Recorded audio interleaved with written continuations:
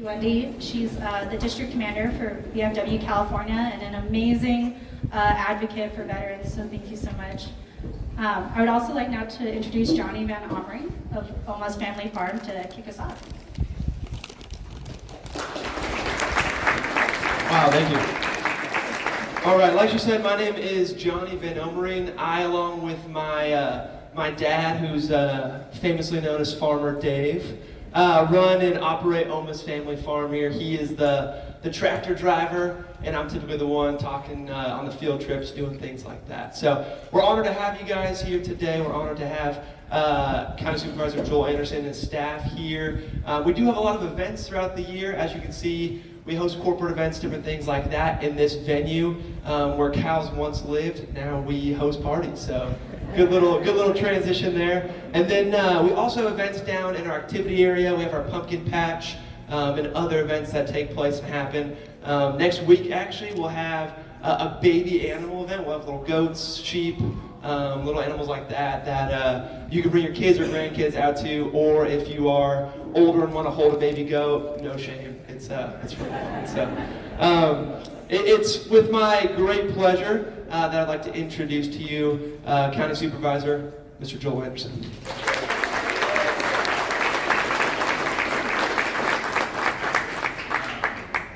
I'm very fortunate. I've known the Van Omerings. Is this working now? Or can I turn it off? We'll leave it to a politician.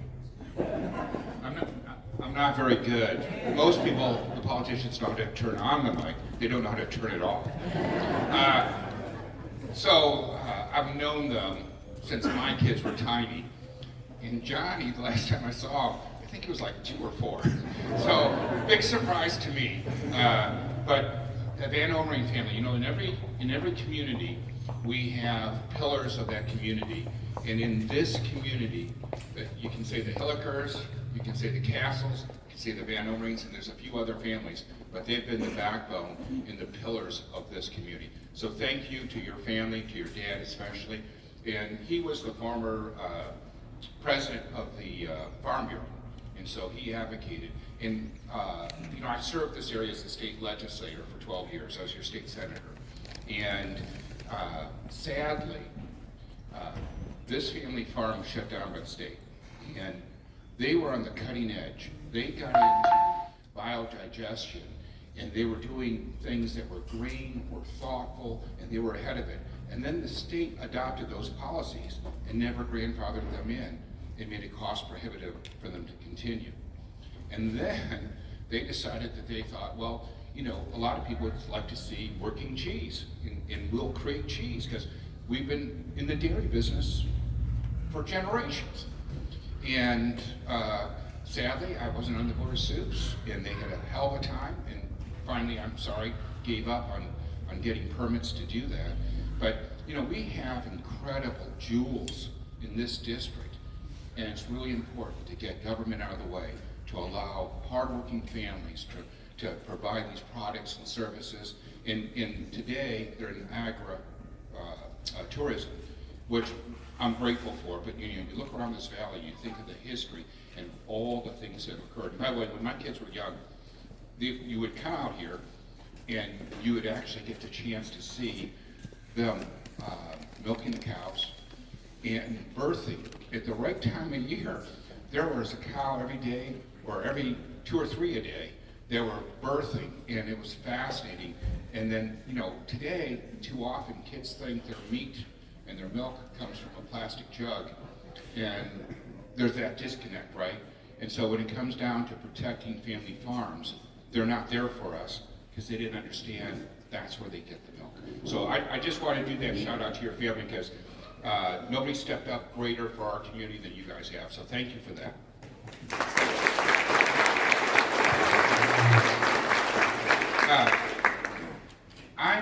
I'm the youngest of 8, and there's 20 years between me and my oldest brother. I just turned 65, so my brother's 85. And I have a special place in my heart for Vietnam veterans. 2 of my brothers served in Vietnam. One brother did 3 tours in Vietnam. And, you know, we had 2.7 million men and women go off to Vietnam. And 58,000 of them didn't come home. And we, you know, if you're as old as I am, you remember the welcome they received, and it's wrong. So, sorry, I'm getting choked up. I just want to personally thank them today. Today is National Vietnam War Veterans Day, and with that, I'd like to have our Vietnam veterans come up here real quickly, that we have a few here, and I'd like to present you with this proclamation. Can I have my Vietnam veterans come up?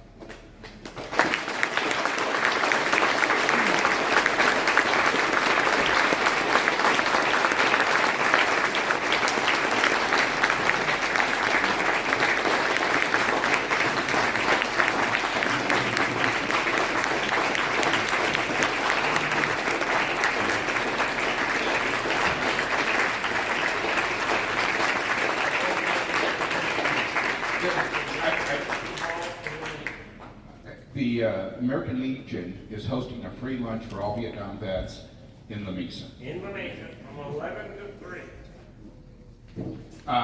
So after you eat the donuts, hustle over to La Mesa. So who's going to accept this? Can you hold it? Thank you. And look, we have a big program today, so I want to get to it quickly. The key element on this is it says, by the power proclaimed by the virtue and authority vested in me, in the 2nd District Supervisor of the County of San Diego, we here to proclaim this March 29th is National Vietnam War Veterans Day throughout San Diego County. Thank you for your service, and certainly in East County, we love you, and we appreciate everything you've done for us, and you continue to serve our community, because I look around and I see a lot of Vietnam veterans as Little League coaches and doing other things in our community. So thank you for your service. Appreciate it.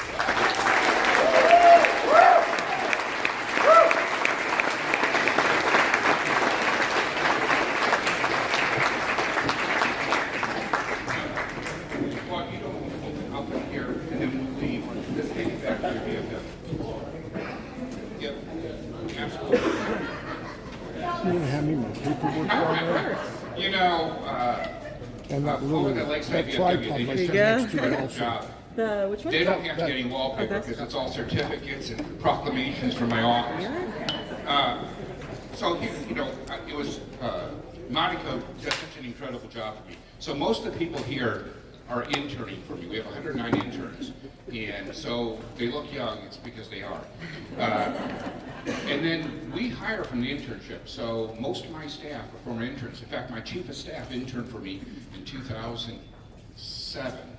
And now she's my chief of staff. So we'd like to promote from the internship, and I'm very pleased to have all these great young people here. There's only 2 people on my staff here today that I see that didn't earn an internship for me, but I'm not going to out them because they're really good people. So we went through the rules. I've done this every year since I've been elected, going back to 2007. And, you know, I'm a straight talker. So I'm going to answer, we're going to go through, and I'm going to take everyone's question. And then, if you have a second question, once I do the first question, we'll do the second. And once we do that, we do the third, and then you're talked out. And then you're allowed to make comments. But here's the deal. I'm very interested in what you have to say, but there are a lot of people here with a question. And we are not downtown San Diego. We're civil, and we're polite, and we like our neighbors. And so we're not rude, and we want to make sure every question got answered. And I'm not going to leave until I've heard from all of you. So I'm going to cut you off if you go and start giving an opinion as opposed to a question. But once we get done with the questions, then we go to the opinions. And that way, if a person has a question, they get it answered. If they want to stick around for your opinion, they can stick around or they can leave. I'm not leaving because I work for you. It's my job to make government work for you too. So with that started, if you raise your hands, and what I would do, now I did this last time, or 2 years ago, I did it. And everybody rose their hand, lifted their hand. And I thought, I can't go back and forth because I can't keep track to see who's double or triple dipping before somebody got their first question, right? So then we started off on one side of the room and we worked our way across. And the guy over here said, hey, we have our hands up too. I said, well, I'm sorry, sir. somebody has to be first and somebody has to be last. But that was the only way I could do it. So if you have a question, raise your hand right now and we'll see if I have to start and go through the room. Okay, we don't have enough that I have to do that. So I'll go ahead and start with you. And if you stand up, just say your name and go, that'd be great. You've already helped me with the county tax assessor's office, because all 100% disabled veterans do not pay property tax. So, this month, I got my trust set up, and I put my house in my trust. Here's a letter from an outside company that has access to the tax assessor's office. So your question is, Somebody, so your question is, within 9 days, somebody in the tax assessor's office funded information, so let me set you up. and you start an investigation. I can't, but the assessor can. So we can put you in touch. So do we have some, so what happens is if you have something that we can help you with, somebody on my staff is supposed to raise their hand because they're supposed to be the point person. And then Monica, you're awesome. So Monica, let's take care of him, get him information. Your tax records are public information. I don't think they've done anything illegal. But let's go to the assessor and find out for sure. It's his job to run that department. I don't tell the sheriff what to do, she's duly elected, and I don't tell the assessor what to do because he's duly elected. We're not a city, we're the unincorporated, and we don't have city government. So we don't have a mayor, we just have a supervisor. By the way, 3 votes control my district, right? I'm not king of this district, 3 votes control it. So I'm the only supervisor that lives in the unincorporated. I live in Alpine, I'm just down the street. If you've ever gone to La Palapa, there's a 50-50 chance that you see me there. So you'll never see any of my colleagues in the unincorporated. All of them live east of west of I-15. Most of them live on the coast. So we have a hand over here. Yes, ma'am. I'm Catherine, I live on the dirt portion of Willow, and my question is, I heard there was funding for the dam here, and it wasn't taken for it, why? Gosh, I don't know. You know what? My staff put together this huge briefing for me. I was just rereading it.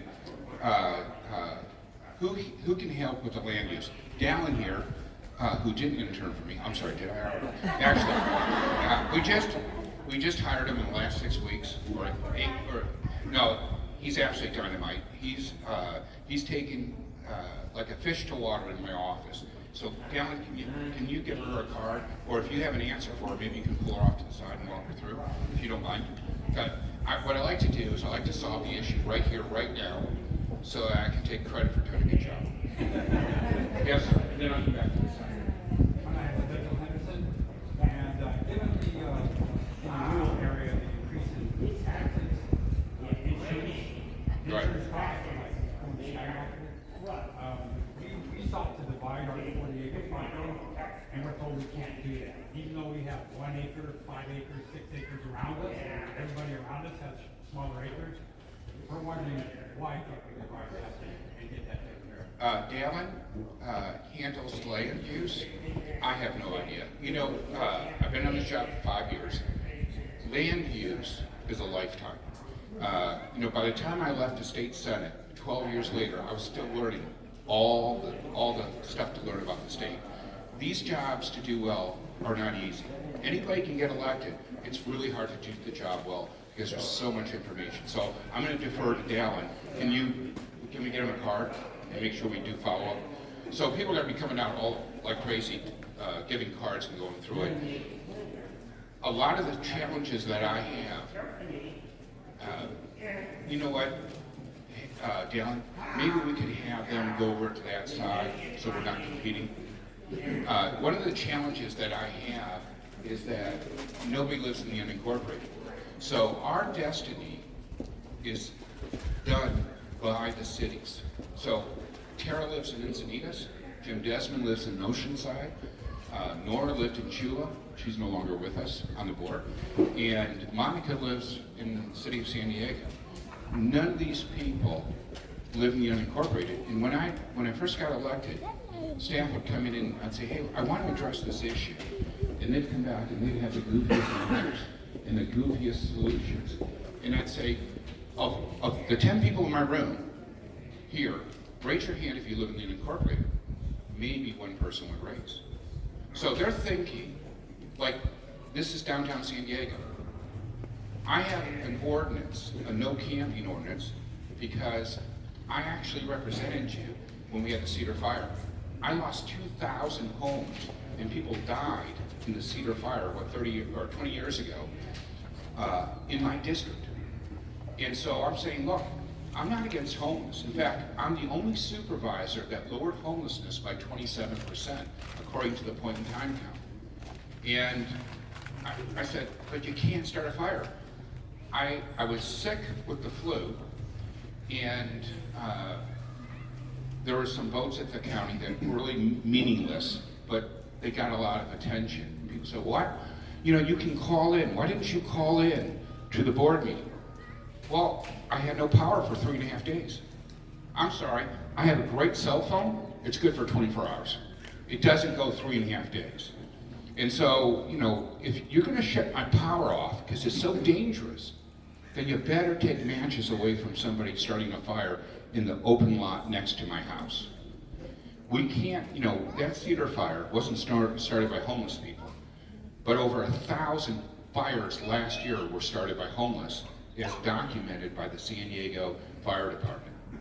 And it was started by two hunters who got lost and started a signal fire that quickly got out of control.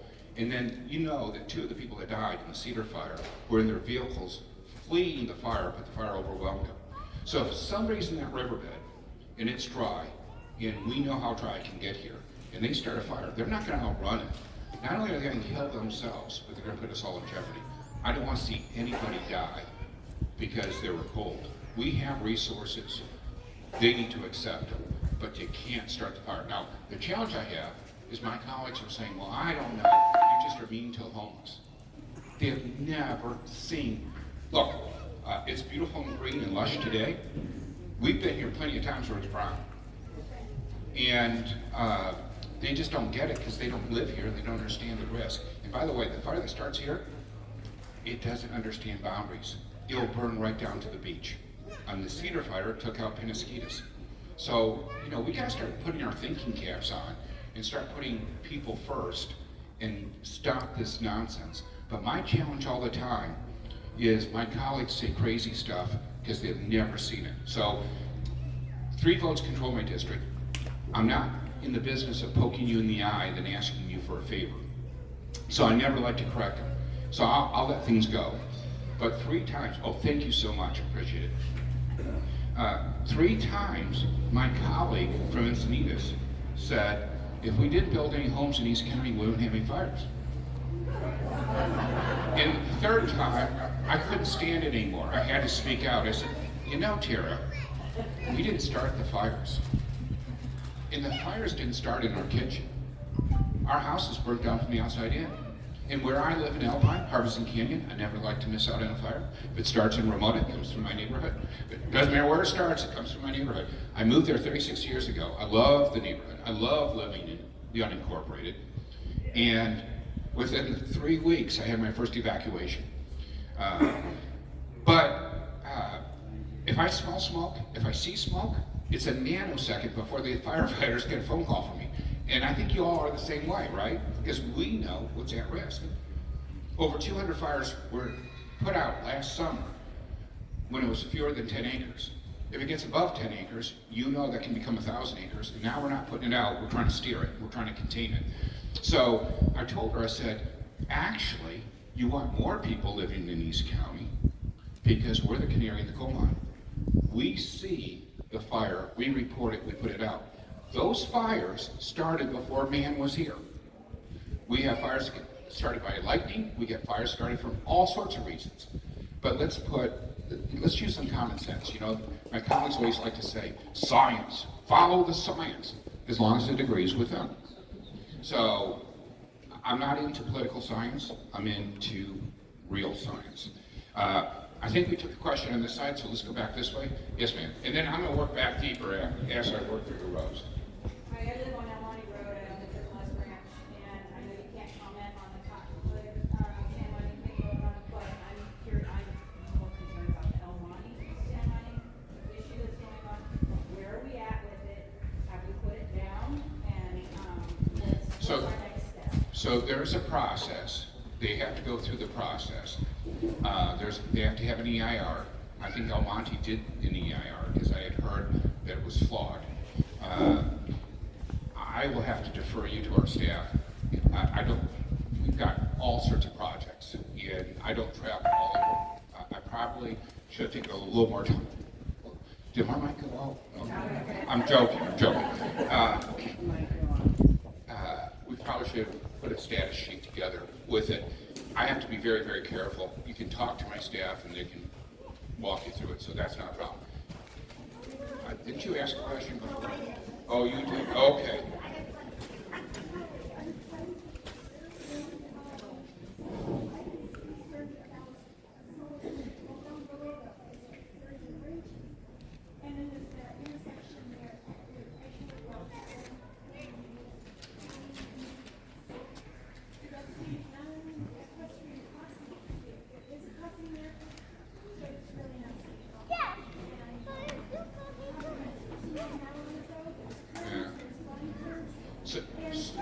So she's asking about a traffic and equestrian and pedestrian crossing.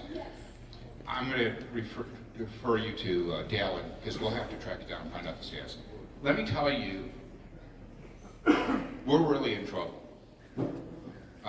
You know, I'm always trying to talk to you about how we're working together to get things done. I'm worried sick. My colleagues voted $33 million of your tax dollars to flood victims in San Diego. I want to be a good neighbor. I'm not against that, but they're not our responsibility. If you're old enough to remember the Witch Creek, Cedar, the county gave us nothing. Nothing. And they said they're going to streamline your permits. They did nothing. But we have time to give, well, it's because everyone lives in San Diego. They're city focused. They don't give a hoot about us. And how is it that you can do 33 million of our tax dollars, but you can't give us our roads? You know Alpine doesn't have a park. We've never had a park.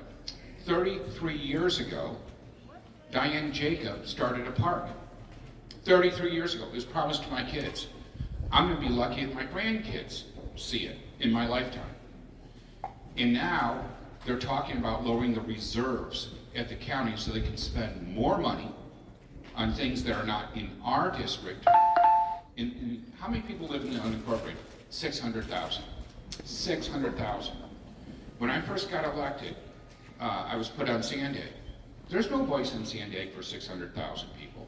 They say, well, the Board of Soups is our voice. Well, first of all, my colleagues don't show up for Sandag. I'm the alternate because I'm in the minority on the board. The board's become very partisan, and I'm in the minority, so their first seat, and I'm their alternate, and they never show up. And so I worked really hard. It took me 2 years to get an advisory seat on Sandag from the person who has to be from the unincorporated.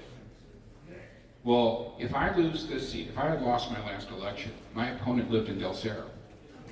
Do you think any of these folks know where Lakeside is? They sure as hell don't know where Alpine is. The one place they do know is Julian. And because they've been to Julian, they know all about Lakeside. So, you know, that's like me saying, well, I've been to IB, so I know all about La Jolla Shores. No, that's not how it works. So, we need to think long and hard about how we're going to protect our tax base, our roads, our infrastructure, and the things that we need. And at some point today, I'm going to walk you through. I brought our office. A lot of people are very upset, and they've asked me, how do you incorporate the unincorporated and become a city? If you're not a city, you can't control your destiny. When I got elected, there were 58,000 homes by right in my district. So the gentleman that asked about splitting his property, he could have done it, he could have built a home. Maybe it's for his parents, maybe it's for his kids, maybe it's for his cousin or brother or sister. You can't do that today. They reduced me to 0. You know the only type of housing that can be built in my district, along with our sexually violent predators? Because I have 92%, because we're a dumping ground? Low income. So now the movement is, let's move all the low income people to our communities. I'm sorry, how's that bus service working for us? Raise your hand if you took the trolley from Lakeside. So Sandig takes our tax dollars and builds more infrastructure and gives free bus rides to people living in the city. And we can't even get bus service that's meaningful in any way that you could actually use. I'm sorry, we moved to the country to get away from these people. If I wanted to live in San Diego, if I wanted to live on streets that have potholes because you poorly maintained everything you're responsible for, I would have moved there. And yet today, that's what they want to do to us. I put $24 million into the budget last year. I don't know that I'm going to be able to do it again because they've spent all our money. The reason, and I apologize in advance, the reason why you had such a rough go on Maple View and some of the other streets is we're repaving all of it. I'm not going to live like this. I didn't run for office to live in a third world. I ran for office to make sure that we take care of the meat and potatoes. That means street lights, potholes, they're all fixed. We're not San Diego, and we don't want to be San Diego. But I said 33 million was shifted. 3-2 vote, $5 million a year of our budget goes to public defenders to defend people for crossing the border illegally. That's our money. I get that's a San Diego value. That's not our value. And I'm not saying a judgment on who's crossing the border, who's not. What I'm saying is, don't take my pothole money and spend it on your political whim. Leave your social values out of my community. Just give me what I voted for, meat and potatoes, roads, infrastructure, schools. And see, they think our money is for their cities because it's backfilling their stupid management. No, our money is to remain in our community. It's for our ballparks, it's for our kids, it's for our future. And as long as we're under the hegemony and control of the county, we're screwed. Because when they did the redistricting, my district was 40% unincorporated, 14% city of San Diego in 2020. In 2024, when I was up for election, I was 30% unincorporated, 37% city of San Diego. Jim Desmond was 40% unincorporated. Now his district, District 5, is much less than that. It's city focused. What they did is they took the unincorporated, 600,000 people, and they divvied us out so we're not significant in any district and we can be ignored. And I'm worried because my life savings is in my house. You know, I'm like so many Californians. I'm 65. When I'm done with this office, I'll be 68. By the way, I'm a Republican, so I don't have to die in office, so I'm not going to be running again. When I do that, if you have to use a four-wheel drive to get through the potholes to get to my house, what do you think the value of my house is going to be? And that's my retirement, because I put everything into it. And by the way, anybody who's bought real estate in California, it's been a very good investment up to now. So it's far better than the stock market. So when we're going through this, I want you all to think about the future that you want for your kids and your grandkids. And how do you control your destiny? Because we all are in the unincorporated, a bunch of communities. And we may have to work together as communities if we want to secure our future in our rural life. And when I think about the areas I represent, you think in terms of Alpine, Ramona, and Lakeside, we're equestrian. People have horses, people like a rural life, they want that independence, and I think that we need to be thinking about who we can partner with to make sure that we don't become San Diego, or the donor that keeps San Diego alive.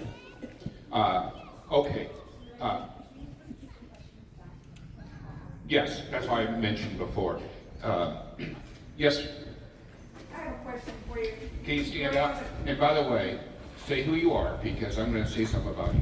My name is Jill Fleming, and I've lived in Lakeside for over 30 years. So Jill runs all the pageant ladies, and you've seen those pageant ladies all over the place. And you've done it for her. I know you've done it. and incredible. And it's such a great resource. And by the way, all these young women, frequently I'll see them when they first start, and you know, we're all timid, right? By the end, I took a photo with them earlier, and I said, hey, there's a place of internship for each and every one of you. When they get done with that program, they're so poised, they're so outspoken. They are a huge value to my office going out into the community. Jill, go ahead, I'm sorry. No, thank you very much for your comment. My comment to you is on the 600,000 of us that are in the unincorporated area, and listening to all of the problems that are happening and the fact that we are being silenced by being split up, that 600,000 isn't in just one area. What can we, as the people who are sitting here, your constituents, do to empower you to have a stronger voice for us? What can we do for you? Well, one of the things that we have here is, if you're interested in looking at incorporating, there's a sign-up sheet, so I can keep you informed on how that's moving. Because I think that ultimately, we're going to have to become a city. I don't think, when I lose office, term out, nobody from the unincorporated is ever going to get elected again. The numbers aren't here. It's all city folk. And the woman running against me, I'm sure she's a lovely person. She's a DEI officer for the port, diversity, equity, and she lives in Del Cerro, who frequently comes to Lakeside at Loblaw. No, she's never been to Loblaw. So what do you think that she's going to make a priority? You know that I put almost $2.5 million in 5 years into your community, in grants and other things. We brought the library on board. We're finishing right now, Lindo Lake. We have, the one side's done, we're finishing the other side. We have, I have a list of projects, in fact, way more projects than it'd take up the whole meeting for me to talk about, and the things that we're funding and doing. That's all going to disappear. Because I have $2 million a year that I can give out into the community, and I prioritize the unincorporated, because I'm your only government. All my colleagues get the same dollar amount, and none of it gets to the unincorporated. They give it to all the inner city NGOs. They go to every wackadoodle group there is out there. And I'm sure they're doing excellent work.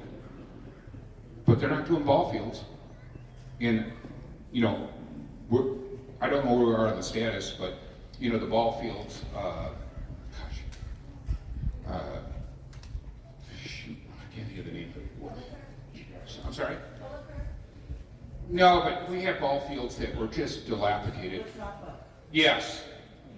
So I think I have $200,000 going in to revamp the whole thing.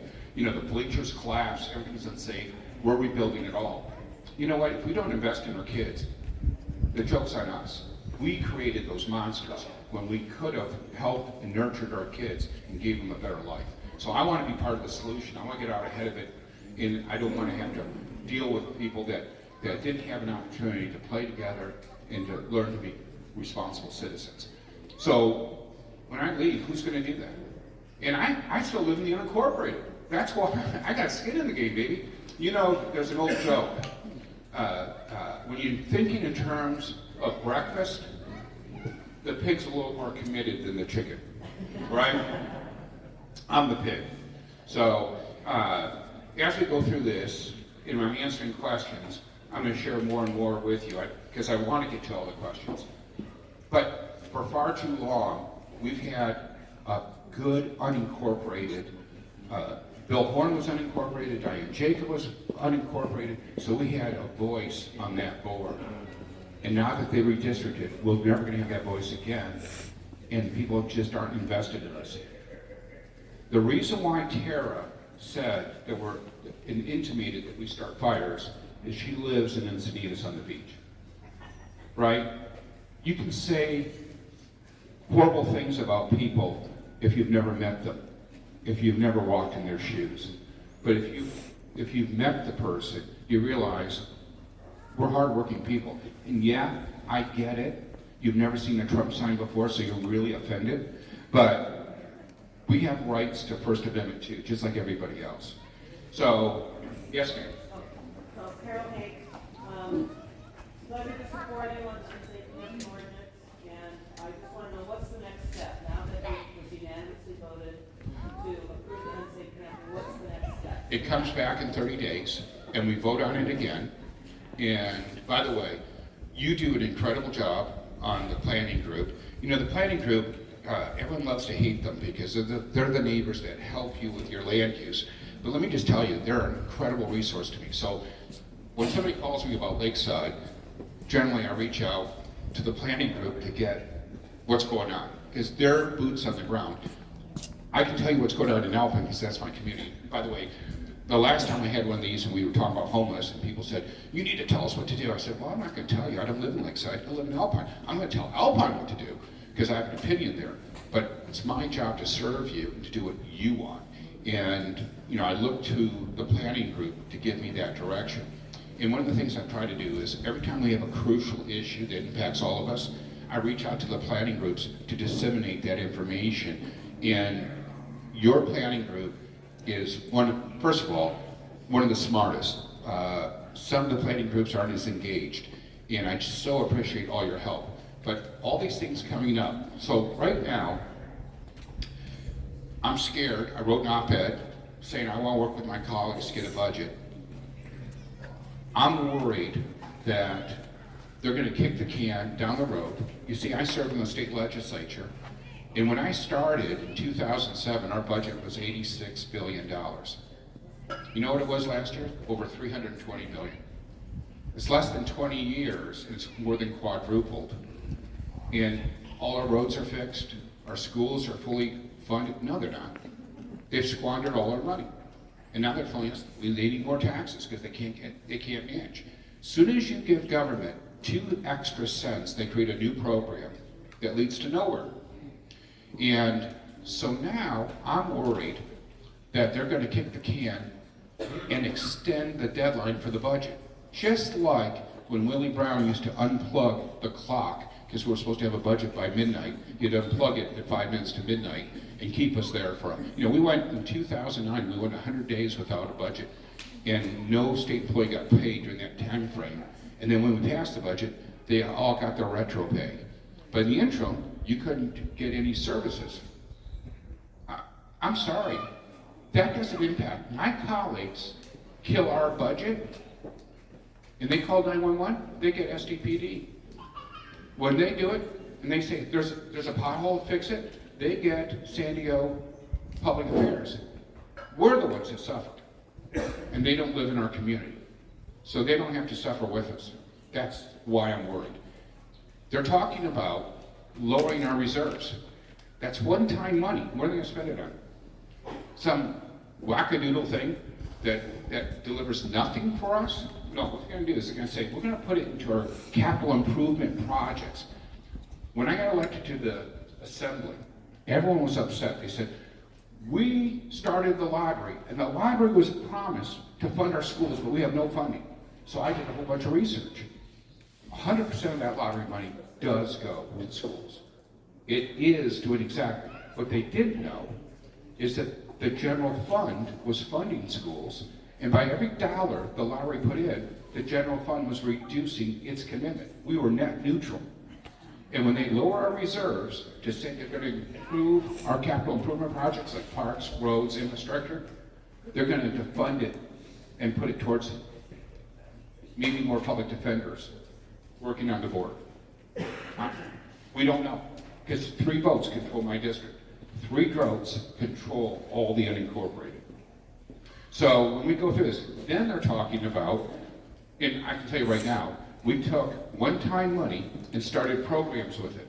I asked them for a list of it, and they told me, oh no, it's going to be 2 months before you get it. You should know it. I should get it within the same day. Do you not know your own finances? And that's created a $56 million structural deficit. We're spending $56 million more than the revenue coming in. So you got the pillar, you got the delay. We can't agree on a board president. because there's no compromise whatsoever. It's everyone's my way or the highway. And they're all fighting over which city is going to run the unincorporated. We are in real trouble. I mean, this is scary stuff for anybody that lives in the unincorporated. And I have no way to get this information out to everybody except for, thank God you all showed up today. But there's a couple. Dallin, what are the other points? So I've got the structural deficit, I've got the reserves, I've got the delay in the budget. There are two more elements. I don't know if you've been reading the paper, but many of our senior managers who have done incredible jobs have quit, or they've been fired and are suing us. This is no way. I mean, these services impact us.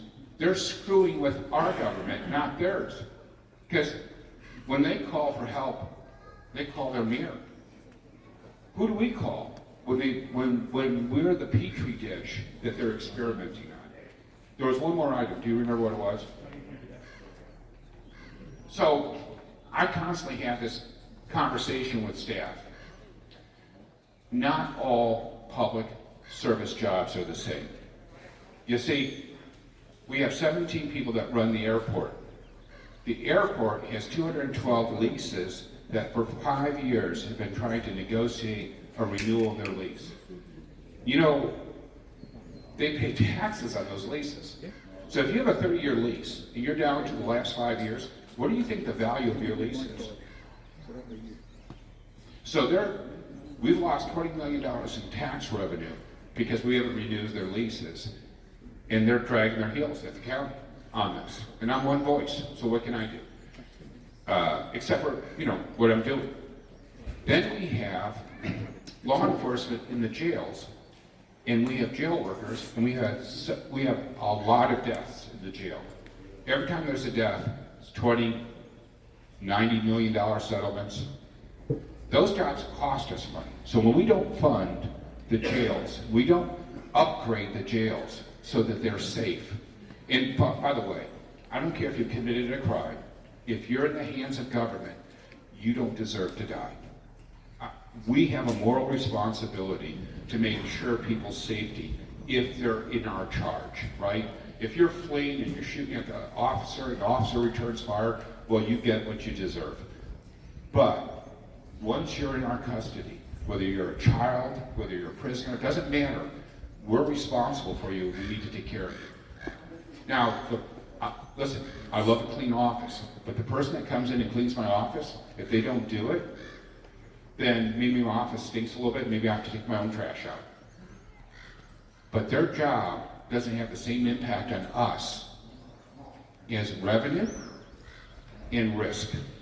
And we need to focus and prioritize accordingly.